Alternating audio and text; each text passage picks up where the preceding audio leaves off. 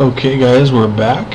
Thanks for sticking around. If you're just watching this video, you might want to go back and watch the first part. Kind of explains what we're doing here. Majestic 12 is a group also known as MJ-12. There's been reports the name has been Majority 12. The names have changed over the years. I don't know how much you guys are familiar with Project Blue Book, Project Sign, Project Grudge, Project Blue Book. All were under the same project supposedly. However, they changed the names as time went on as kind of like a cover.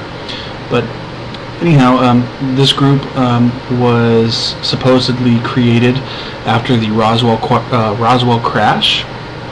And back at that time, supposedly we didn't have anything that dealt with that, and this team was supposedly organized for alien craft recovery, body recovery, that sort of thing, all relating to extraterrestrial and technology and that sort of thing. I'm just giving you the history of what is out there. I'm not saying that this is true and you should believe it, but it's what we're here for. We're going to just see. I'm not going to prove anything, and this is the first thing that you guys have to understand is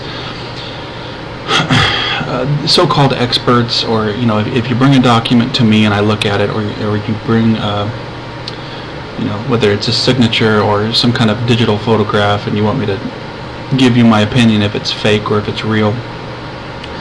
You gotta either be in the business for a long time to know your stuff, or you've got to do a lot of homework. In this case, I don't really know a whole lot about Harry Truman, specifically his signature. Of course, I know he dropped both of the atom bombs on Japan, and in World War II. That's basically the big highlight of how I knew who Truman was. So, as far as his signature, I'm not a document guy, that's familiar with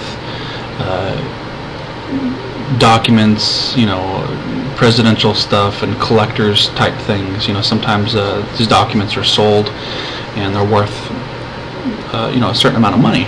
Now, what I'm going to do is, I'm not going to pay attention to this, to any of the rest of the document at this point. I'm just going to take his signature, which I'm not zoomed in too far to where it begins to distort. We're going to kind of get it about right there. I'm going to go ahead and copy that. Here is my list of validated, authentic Harry Truman signatures, specifically from 1947. Like I said before, I've got all of these came from the Truman Library, and being that this Majestic document was supposedly signed in 1947, I said, okay, well, we'll be reasonable. Let's compare it to other 1947 signatures. So we'll go ahead and kind of paste this in here.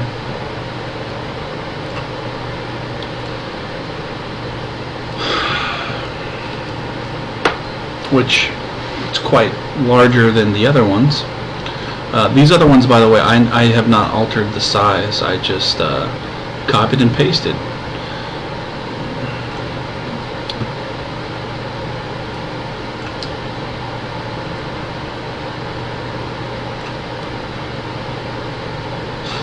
Actually, I don't like doing that. I do not like doing that. I don't want to resize it if I don't have to. So let's go ahead and let's do this another way. I'm going to go ahead and zoom in here. I'm not actually enlarging the image itself. We're just zooming in and out. Make sure we've got our timer up. Got to obey YouTube. Shrink this in a little bit. Alright, and we'll bring up this document here, and we'll kind of place it side by side so that we can see it. There we go. Go ahead and deselect that. That don't work. Gotta go down. And there you have it. Okay, next step. You can look at it just like this. Most of Harry Truman's signatures, right off the bat, you want to start by each letter, and it's a long process, and obviously I'm not going to take you guys all through that. It would take forever. You'll see differences like let's see, 1, 2, 3, the fourth signature down, how the loop is in the middle of the H. You can see it's different than the third one, very similar, but it's different, and especially different from the second signature. So you will find, it is normal that you will find differences when people sign their name. I'm sure if you take a piece of paper right now and you sign your name maybe 10 times, you'll know if you signed it or not, but there will be minor differences. And obviously these were different days in which he signed his name.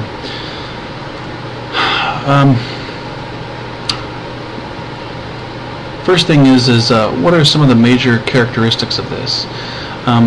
One that comes to mind is we've got this, it looks like the pen went up and back down into this blob, this circle, this big old ball thing looking here on the H.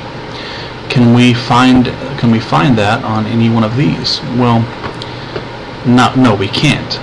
We do find some pen marks that go down. If you want to look at this one in particular, the second one, you can see how the pen mark goes down. It doesn't do it on that one. So we'll look for some more. So far, nothing else.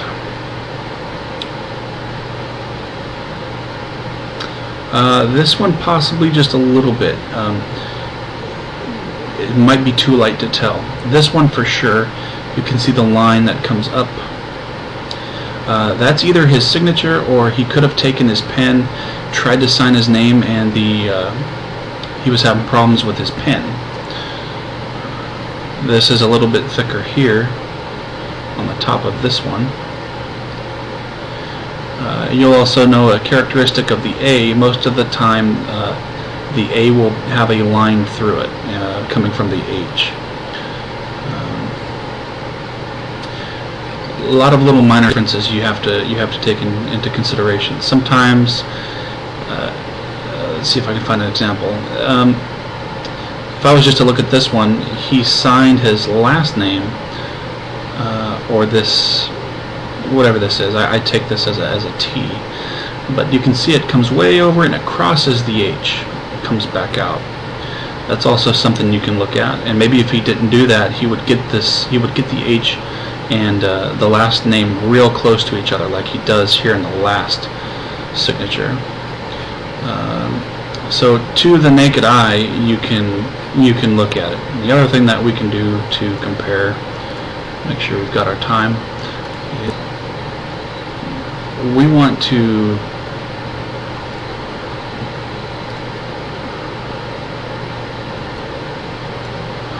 this is down at the bottom.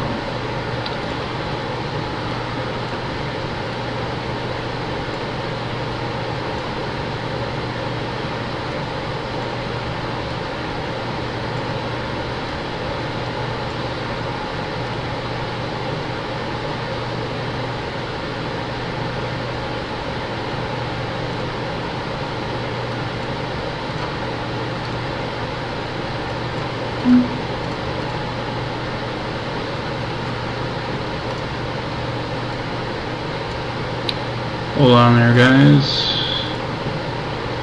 I may have to